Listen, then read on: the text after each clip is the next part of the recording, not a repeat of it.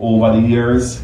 So the spirit of the law is what I and I know what I'm concerned about as Rastafari. If a next government will come in and when them come in or them will just have it like, your authority will still smoke some weed, you know.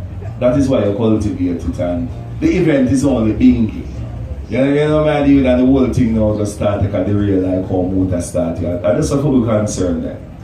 As sacrament. Rastafari, bless.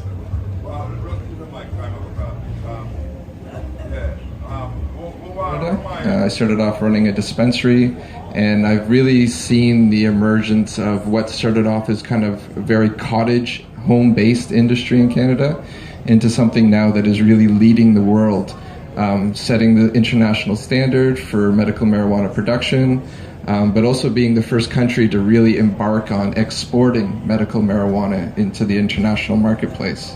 Currently, we export to Germany. We're not exporting oils, we're actually exporting the whole flower, so medical marijuana in its truest form. We're also looking to export to Australia for a short-term kind of research model. And there's a variety of other South American countries and other Caribbean countries actually that are coming on board and looking to be able to import medical marijuana and medical marijuana products. So my first visit to Jamaica 3 years ago, I think I may have caused a little stir saying that there was a great export opportunity in Canada for $1 billion market which was being created. I realized quite quickly it wouldn't be a direct A to B type situation for Jamaica to enter into that type of transaction, but I've been really encouraged by seeing what's going on in the rest of the world. And whereas Canada might not be a very easy market for Jamaica to access because of protections and the government there really wanting to make an industry of the medical marijuana system, the rest of the world is still waiting. And if Canada, we're actually having a hard time supplying our own patients with the cannabis that we're producing, so I can imagine the rest of the world is really going to have a much harder time with just our ganja. So having said that, I've been watching the emergence of the Jamaican medical marijuana system with quite a lot of interest, and I don't know how much longer it's going to take before some licenses are finally issued, but I do have some hope that it will be somewhat of a successful program in Jamaica. But once again, without acknowledging and really including a lot of the Jamaican people and with the people that already have the knowledge here, like some of the people you see on this panel, I don't know how that program would really ever succeed. So I'm optimistic that the government will come around and start to issue licenses in the near future, because medical marijuana is definitely an opportunity for Jamaica, as long as the government makes it happen. So kind of what I'm here to say, and thank you for your time and enjoy the rest of the show. We have a long way to go, but it's getting better and better every year.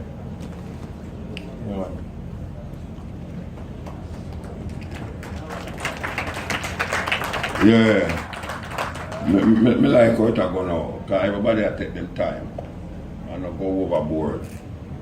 But we have one lady on the party there, and she crashed the party. And I tell you, we can't do say anything for the favor, but we are working with her because we know her potential still. So we have Joan Webley here. She's a cannabis industry. But as he mentioned, when I'm sitting here, I represent also a community of entrepreneurs in Kingston, persons who are very much making a living or have been making a living for a while out of cannabis industries. And it's interesting, or I chose to crash the party or asked to crash the party because intellectual property needs to be invited into this conversation in a much bigger way to make sure that Jamaica really benefits from this opportunity. So all along the scale, there have been different things that have been mentioned that resonate very strongly with me. And the truth is that we have this new right, we have this new opportunity that we're being given, and education is of paramount importance in this time.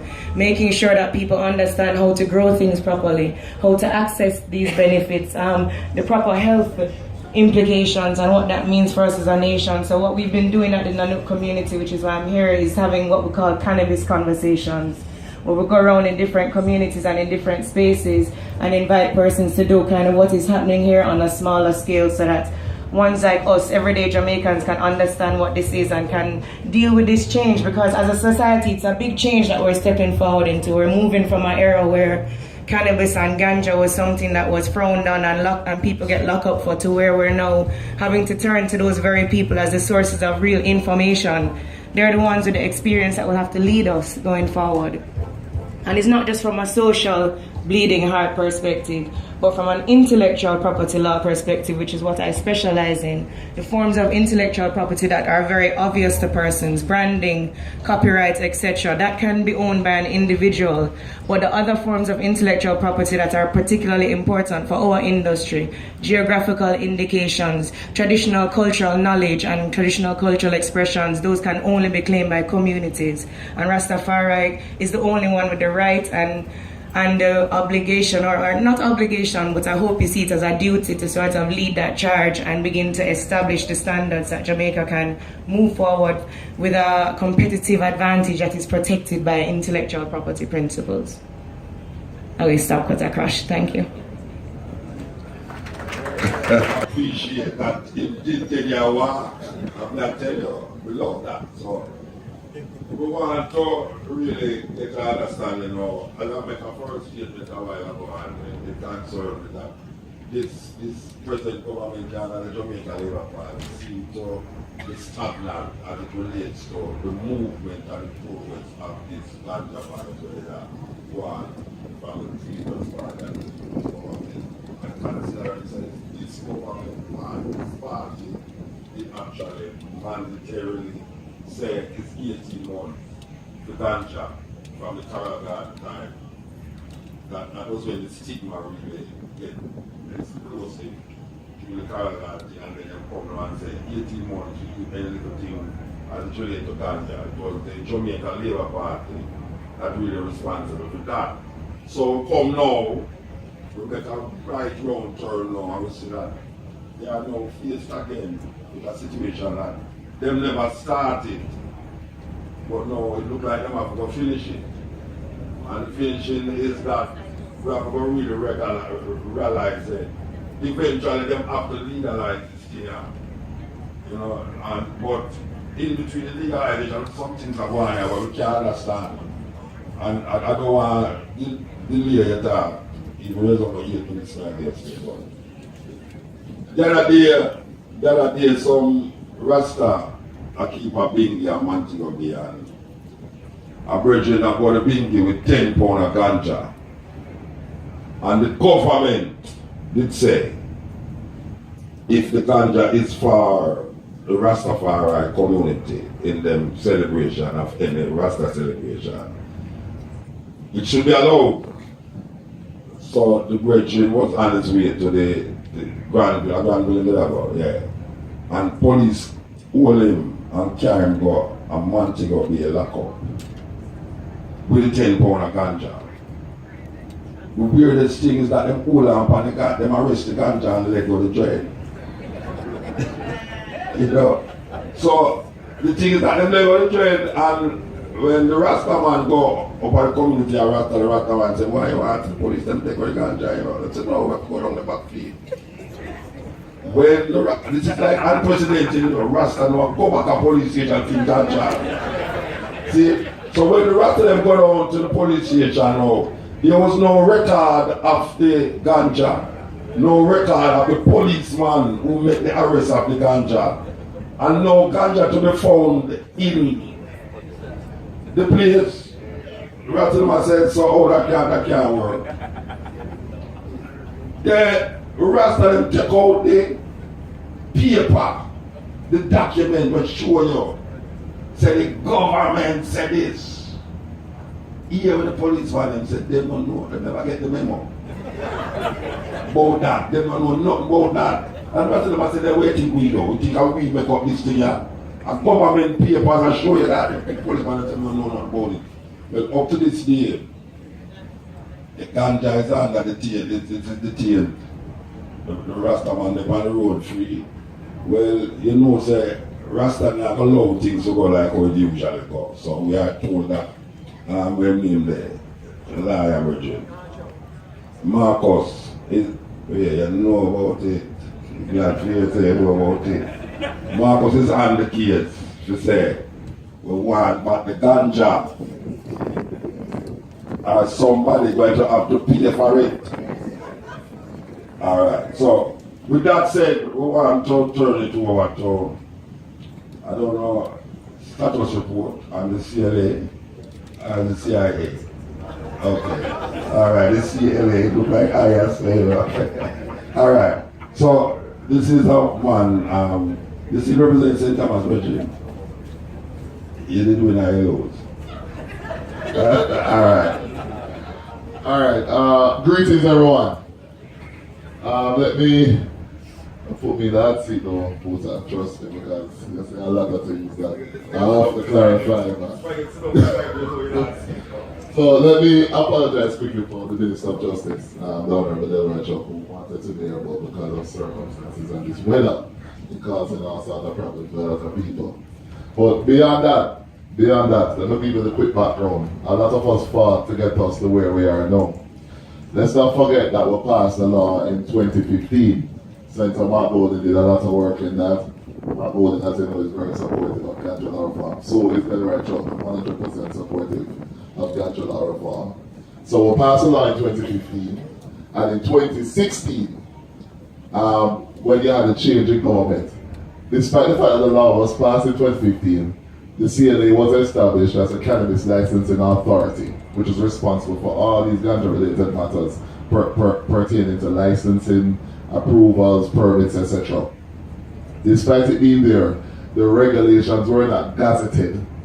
So the first board meeting we had in May, we won the election in February, board meeting May, we decided that we'll review the regulations. We never even waste any time. We say, you know what? Enough review going on in this country, approve the regulations and push it through so we can get things going. What we passed in law is great, given the circumstances that we face as a country. Because we've been fighting the United States and other big powers to get us to where we are now. I agree with Muta Baruch and a number of us agree. Ultimately, we have to have legalization. Because if we don't have legalization, we continue to have these gray areas where police do what they do to that man in Montego Bay. Legalization is the answer to those issues, nothing else. So in light of the fact that we're now halfway, let me give you an update. Since May, when we passed the regulations, we've been working very hard. And it's important everybody here understand the circumstances that we face. It's not everything I can say in public, but we are under scrutiny by countries that have passed marijuana reform laws, but are watching us to see what we are doing. We pass the regulations, there's a process, we have to do financial investigation, the division of the Ministry of Finance has to do background checks on the directors for all these companies. We have to send the file to the police have to do background checks on the directors of the companies. We have to talk to the National Land Agency. We have to communicate with NEPA. We have to communicate with a number of government bodies before we can approve licenses. Thankfully, over 130 applications have come in to date. And we are doing everything systematically. We have some of the best and brightest people working with us now, and we're still short-staffed. Some of those have already gone through, and there's a board meeting on Wednesday to formally handle that. I can't say anything beyond that. The other applications are still being processed, and it's taking time, because just the investigative side alone from the financial investigation division of the Ministry of Finance, that takes time, because some of these directors are foreigners, and they have to check and see what background some of them have. And we have another problems with a number of the applications that have been coming in. I don't know why people hire attorneys and attorneys can't fill out applications properly. I mean, my God. You get an application form, fill out the application form. Don't look at the application form and say, I'm not filling out this section because I'm not going to fill it out. You can't do that. You have to fill out the application form. And you have to fill it out correctly. So people are putting who the directors are in the application form, and of course the CLA has an obligation to check the company's office to make to ensure that what you put on the application form is what is at the company's office and it's not matching up. So these are some of the issues. But beyond that, we're moving rapidly. So we have several lessons that are basically coming through so people can start the process. And let's not forget, it's not just medical only. You know. The law said specifically medical, therapeutic, and scientific. And there's a reason why it said that, because we are a small country. Despite our power, we're a small country. What Canada is allowed to get away with and what several states in the USA is allowed to get away with, we are struggling to get to that level. Because donkeys are the world level. Alright? So that is where we are. Ultimately, what we need is legalization. The other point I want to highlight too is the tourism potential. I mean, people have been in ganja business for a long time in Jamaica, everybody knows that. But we need to see the entrepreneurs in Jamaica, including Rastafari, become innovative in what it is that you're going to be presenting to our visitors and to all Jamaicans who are here, so you can build a business out of this industry. It can't just be just selling salsa weed. There's a value added component that is important. People want souvenirs, people like trinkets, people want different things. We have to ensure that our entrepreneurs get up to that level. We have, last year was a record year in tourism. 3.8 million plus visitors to Jamaica. 2.2 million stopover arrivals, about 1.6 million crews. There's a potential market there that is huge. And beyond that, as Blaine pointed out, and Blaine, I must tell you, I am surprised at the progress that has been made as relates to this import-export conversation. Because I recall when you, 3 years ago, I ended up on the front page of the Cleaner, said that you could export to Canada. We got a call from the Canadian ambassador indicating concerns about what is this man talking about. And it's interesting that now, when you talk to our friends in the Canadian government, they can't give a clear answer on the import-export, which means that it's being considered and it's going to be opening up. And I've also observed that the German embassy here has been in touch with us about opportunities that are going to be coming in Germany for import-export. So I am actually surprised because I was very skeptical with the way they're going on at the UN and the United Nations, the way the United States diplomats behave.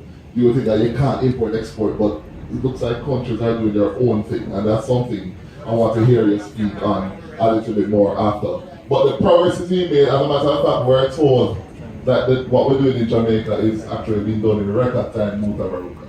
In other states in the US, it took years to get to where we have gotten within the space of 2-3 years. We passed a law in 2015, but gazette the regulations in 2016, and licenses are being issued in 2017. I wanted to move faster, but it is what the system is, and we're trying our best. Yes, sir. I see work for free. Just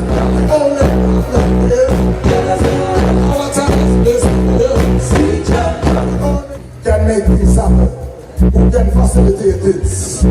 This is what we tell them. Great and stuff. I find the solution for this country. I hope the bigger heads them will listen to me. They're missing out the opportunity from the good sense because they don't really want to legalize. It may make enough dollars and it makes sense. 2020 I run as an independent. I will be the Prime Minister. My deputy, Mutabaruka. Anything we say, you know say that we mean the first thing. The Constitution of it go clean. Cause you know say Rasta man down bow to no queen. Here Jamaica house in red, gold and green and